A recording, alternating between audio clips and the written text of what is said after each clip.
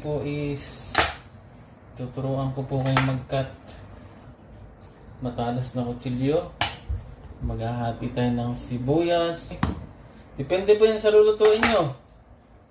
Okay, depende yan sa hati ng lulutuin nyo. Start now. Sibuyas. Tanggalin natin to.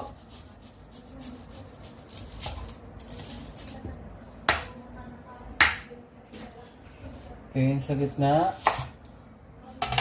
Tanggalin ang balat. So, dalawang option po yung gagawin natin. So, first option, ganito po. Tanggalin po uli itong isa.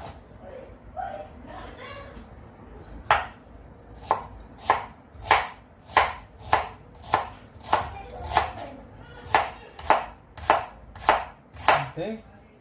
Yan po yung number 1. Number 2, pag gusto nyo po ng mais, hindi nyo po ito tatanggalin. Hindi nyo po isasagad doon. Support po. Hati. Hati.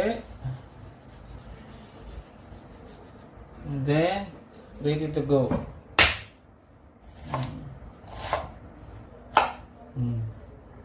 Nakita nyo, mais? Okay na po yan. This is the technique. Opa. Yan po. Opa. Ito. Same thing. Yan po. Okay. Yung mais, meron na po tayo piece na paghati ng onions.